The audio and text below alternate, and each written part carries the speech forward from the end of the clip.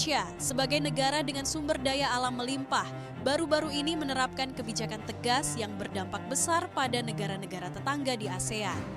Sebelum kita bahas lebih lanjut, jangan lupa untuk subscribe dan nyalakan bel notifikasi agar Anda tidak ketinggalan analisis terkini seputar politik global dari GBN Today.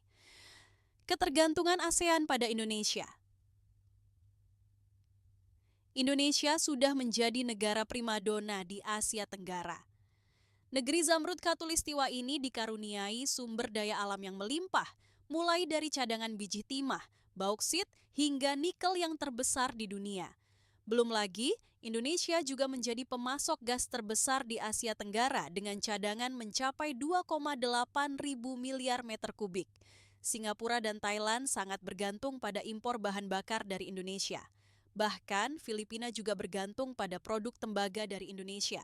Namun, ketergantungan ini menjadi masalah besar di era Presiden Prabowo Subianto yang memprioritaskan pemanfaatan sumber daya alam untuk rakyat Indonesia.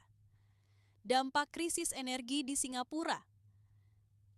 Kebijakan Indonesia untuk menghentikan ekspor gas alam langsung berdampak pada Singapura.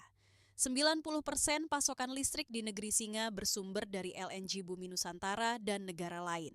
Akibatnya, Singapura terpaksa mencari pasokan dari Uni Emirat Arab. Krisis serupa pernah terjadi pada 2021, di mana Singapura hampir mengalami pemadaman listrik total dan meminta bantuan darurat dari Indonesia. Potensi kemunduran ekonomi ASEAN. Krisis ini tidak hanya berdampak pada Singapura. Thailand dan Filipina juga diprediksi akan mengalami perlambatan ekonomi. Laju pertumbuhan negeri Gajah Putih melemah sampai 1,5% di tahun 2024.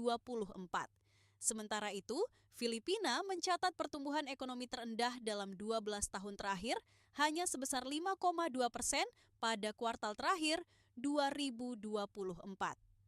Malaysia yang mulai kesulitan.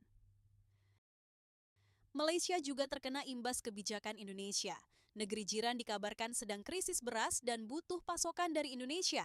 Anggota Parlemen Malaysia, Datuk Seri Panglima Mokhtar Radin, bahkan meminta pemerintah Malaysia belajar dari kesuksesan Indonesia dalam transformasi pertanian.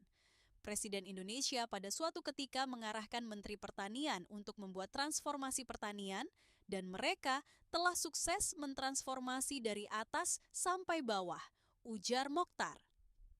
Dampak positif bagi Indonesia. Di sisi lain, kebijakan ini membawa dampak positif bagi Indonesia.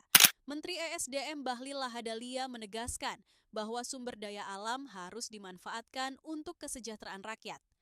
Pak Prabowo setuju, beliau kan patriot sejati, yang penting kami berikan untuk kesejahteraan rakyat lewat ormas, ujar Bahlil.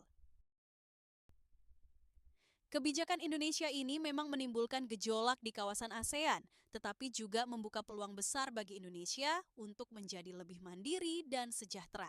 Bagaimana menurut Anda? Apakah negara-negara ASEAN bisa lepas dari ketergantungan pada Indonesia? Jangan lupa tulis pendapat Anda di kolom komentar, dan jangan lupa untuk like, share, dan subscribe ke GBN Today untuk informasi terkini seputar politik global.